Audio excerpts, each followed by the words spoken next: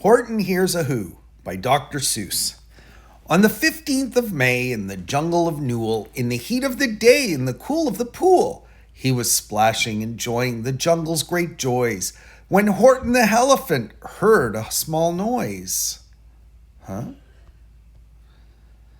So Horton stopped splashing. He looked toward the sound. That's funny, thought Horton. There's no one around. Then he heard it again, just a very faint yelp, as if some tiny person were calling for help. I'll help you, said Horton, but who are you? Where?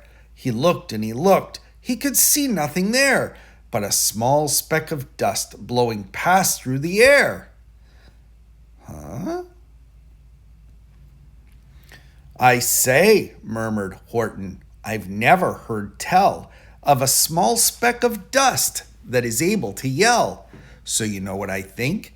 Why, I think that there must be someone on top of that small speck of dust, some sort of a creature of very small size, too small to be seen by an elephant's eyes. Some poor little person who's shaking with fear that he'll blow in the pool. He has nowhere to steer. I'll just have to save him, because after all, a person's a person, no matter how small.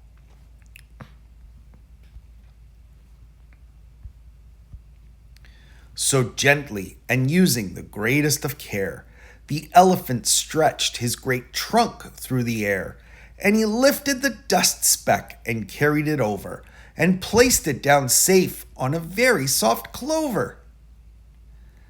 Humph, humphed a voice.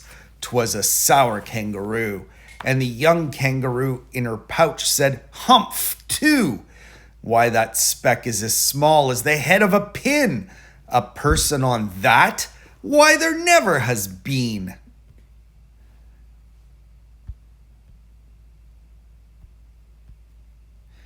Believe me, said Horton, I tell you sincerely, my ears are quite keen, and I heard him quite clearly. I know there's a person down there, and what's more, quite likely there's two, even three, even four. Quite likely a family, for all that we know. A family with children just starting to grow. So please, Horton said, as a favor to me, try not to disturb them. Just please let them be. I think you're a fool, laughed the sour kangaroo, and the young kangaroo in her pouch said, Me too. You're the biggest blame fool in the jungle of Newell, and the kangaroos plunged in the cool of the pool. What terrible splashing, the elephant frowned. I can't let my very small persons get drowned. I've got to protect them. I'm bigger than they. So he plucked up the clover and hustled away. Through the high jungle treetops, the news quickly spread. He talks to a dust speck. He's out of his head. Just look at him walk with that speck on that flower. And Horton walked, worrying, almost an hour. Should I put this speck down? Horton thought with alarm. If I do, these small persons may come to great harm. I can't put it down, and I won't after all. A person's a person, no matter how small. Then Horton stopped walking. The speck voice was talking. The voice was so faint he could just barely hear it. Speak up, please, said Horton. He put his ear near it. My friend, came the voice, you're a very fine friend. You've helped all of us folks on this dust speck no end. You've saved all our houses, our ceilings and floors.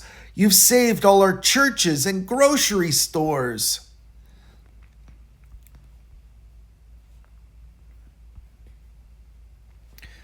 You mean, Horton gasped, you have buildings there too?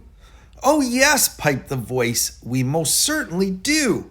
I know, called the voice, I'm too small to be seen, but I'm mayor of a town that is friendly and clean. Our buildings to you would seem terribly small, but to us who aren't big, they are wonderfully tall. My town is called Whoville, for I am a Who, and we Whos are all thankful and grateful to you. And Horton called back to the mayor of the town, "You're safe now, don't worry, I won't let you down." But just as he spoke to the mayor of the speck, 3 big jungle monkeys climbed up Horton's neck. The Wickersham brothers came shouting, "What rot! This elephant's talking to who's who are not. There aren't any who's, and they don't have a mayor, and we're going to stop all this nonsense, so there."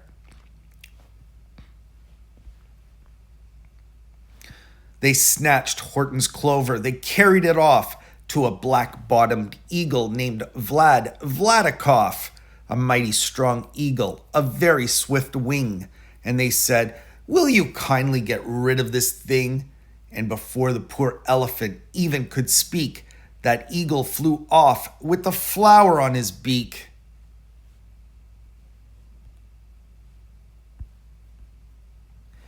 All that late afternoon and far into the night, that black-bottomed bird flapped his wings in fast flight, while Horton chased after with groans over stones that tattered his toenails and battered his bones, and begged, "Please don't harm all my little folks who have as much right to live as us bigger folks do."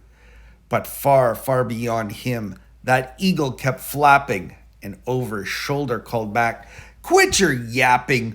I'll fly the night through. I'm a bird, I don't mind it. And I'll hide this tomorrow where you'll never find it."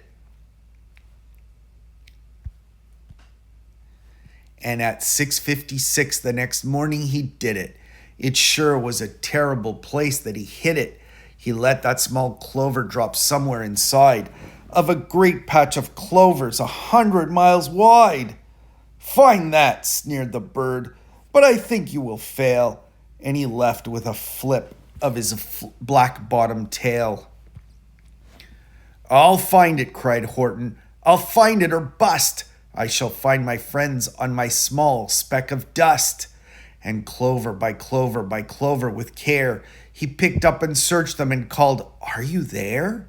But clover by clover by clover he found that the one that he sought for was just not around.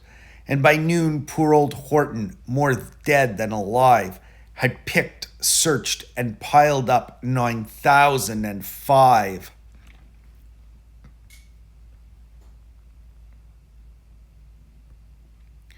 Then, on through the afternoon, hour after hour, till he found them at last, on the 3 millionth flower. "My friends," cried the elephant, "tell me, do tell. Are you safe? Are you sound? Are you whole? Are you well?" From down on the speck came the voice of the mayor. "We've really had trouble, much more than our share. When that black-bottomed birdie let go and we dropped, we landed so hard that our clocks have all stopped. Our teapots are broken, our rocking chairs smashed, and our bicycle tires all blew up when we crashed. So Horton, please," pleaded that voice of the mayor's, "will you stick by us who's while we're making repairs?" "Of course," Horton answered, "of course I will stick. I'll stick by you small folks through thin and through thick." "Humph!" humphed the voice. "For almost 2 days you've run wild and insisted on chatting with persons who've never existed. Such carryings on in our peaceable jungle. We've had quite enough of your bellowing bungle. And I'm here to state," snapped the big kangaroo, "that your silly nonsensical game is all through." And the young kangaroo in her pouch said, "Me too." With the help of the Wickersham brothers and dozens of Wickersham uncles and Wickersham cousins and Wickersham in-laws whose help I've engaged, you're going to be roped and you're going to be caged. And as for your dust speck, ha! That we shall boil in a hot steaming kettle of bezelnut oil. "Boil it," gasped Horton. "Oh, that you can't do. It's all full of persons. They'll prove it to you."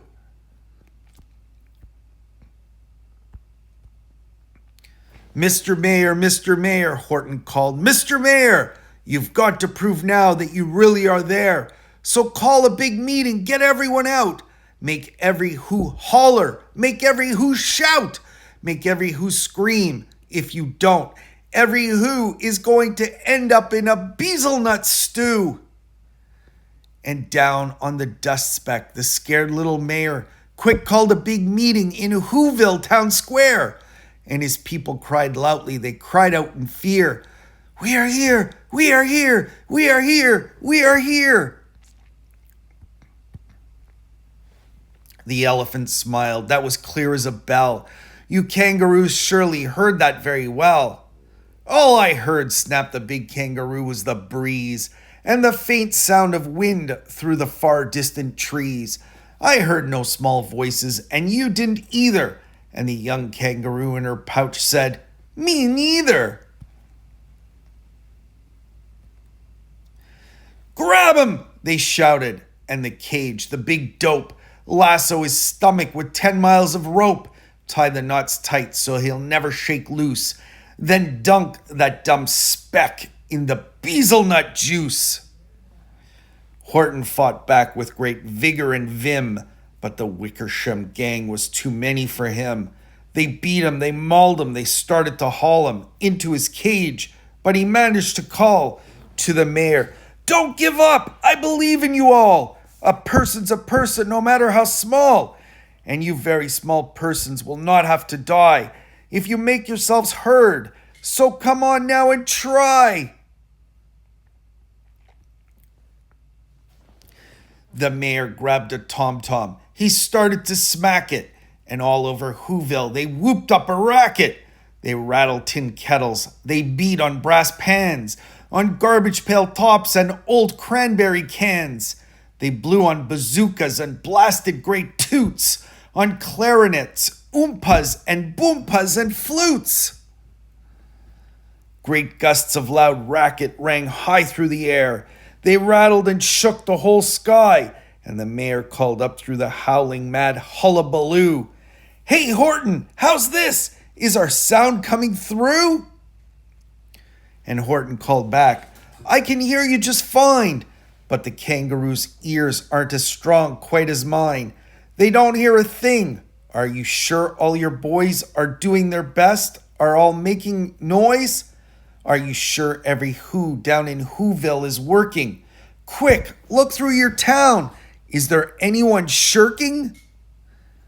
Through the town rushed the mayor from the east to the west, but everyone seemed to be doing his best. Everyone seemed to be yapping or yipping. Everyone seemed to be beeping or bipping. But it wasn't enough. All this ruckus and roar. He had to find someone to help him make more. He raced through each building. He searched floor to floor. And just as he felt he was getting nowhere and almost about to give up in despair, he suddenly burst through a door, and that mayor discovered one shirker, quite hidden away in the Fairfax Apartments, apartment 12J.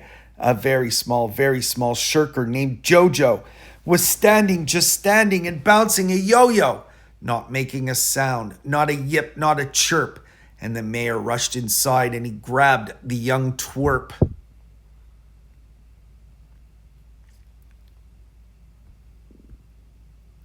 And he climbed with the lad up the Eiffelberg Tower. This, cried the mayor, is your town's darkest hour. The time for all who's who have blood that is red to come to the aid of their country, he said. We've got to make noises in greater amounts. So open your mouth, lad, for every voice counts. Thus he spoke as he climbed. When they got to the top, the lad cleared his throat and he shouted up, Yop! And that yop, that one small extra yop, put it over. Finally, at last, from that speck on that clover, their voices were heard. They rang out clear and clean. And the elephant smiled. Do you see what I mean? They've proved they are persons, no matter how small. And their whole world was saved by the smallest of all. How true. Yes, how true, said the big kangaroo. And from now on, you know what I'm planning to do? From now on, I'm going to protect them with you. And the young kangaroo in her pouch said, Me too. From sun in the summer, from rain when it's fallish, I'm going to protect them, no matter how smallish. The end. Hope you enjoyed Horton Hears a Who by Dr. Seuss. Have a great day. Bye now.